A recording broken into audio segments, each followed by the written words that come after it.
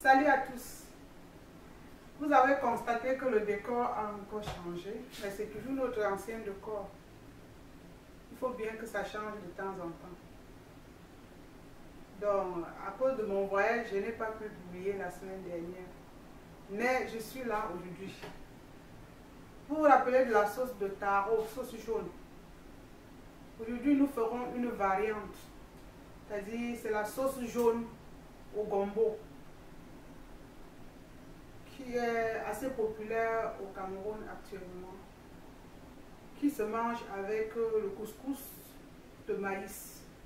Pour cette sauce, nous aurons besoin de 100 g de riz nettoyé dans kobapot, comme on appelle habituellement.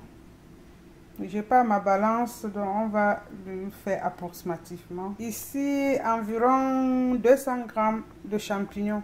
10 gombo, une cuillère à soupe de poudre pour sauce jaune, prête, toute prête, du sel, 300 ml d'eau. Ça c'est le jus du mbonga ou bifaka, comme d'habitude j'ai fait bouillir. Du piment sec, du kanwa ou sel gemme. Nous prendrons environ une bonne cuillère à café, entre 50 et 60 g d'huile de palme. J'ai encore le mbonga au feu. Je vais y mettre l'arrêt et ajouter un peu d'eau.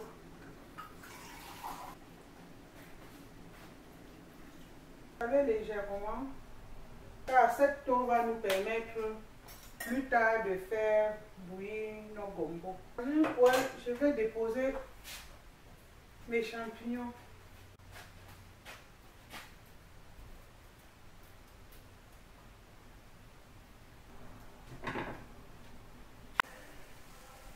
Donc là, je couvre mon poisson pendant qu'il bout. Je vais griller mes champignons des deux faces. Je vais un peu saler. Au bout déjà, je peux mettre mes gombo qui vont cuire en même temps que le poisson. Alors, je vais retourner mes champignons.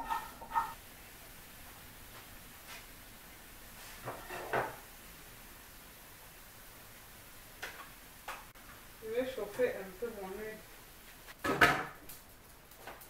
Je vais juste la rendre liquide.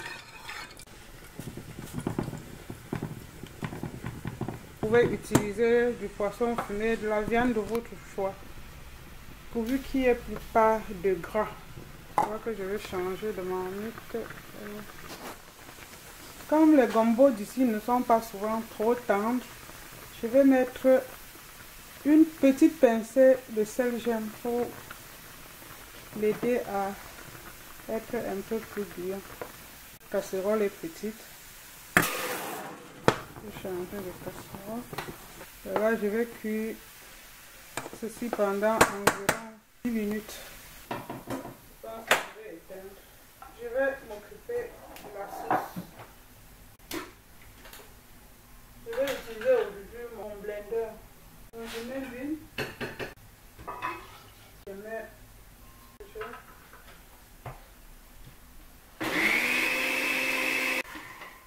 Vous pouvez utiliser aussi un fouet à main.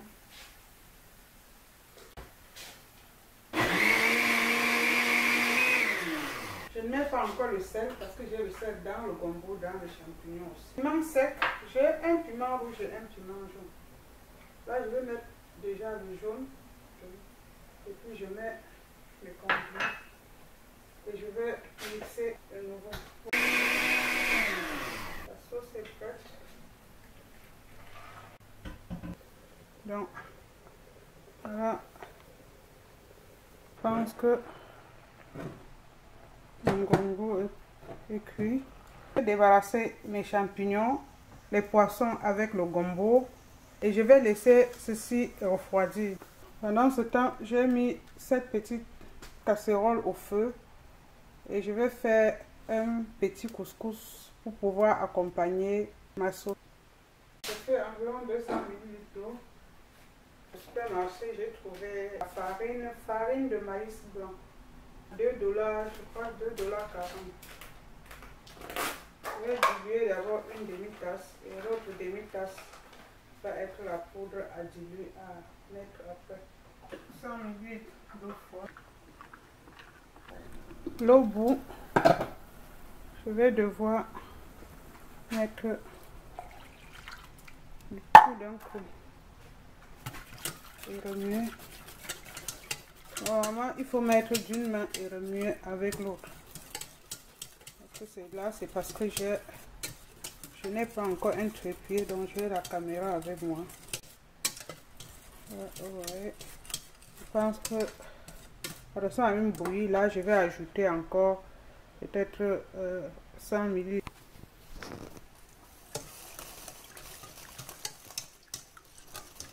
Sachez que quand vous n'êtes pas habitué, la meilleure façon c'est chauffer beaucoup d'eau, avoir de l'eau chaude ou d'eau dans votre bouilloire et rajouter au fur et à mesure.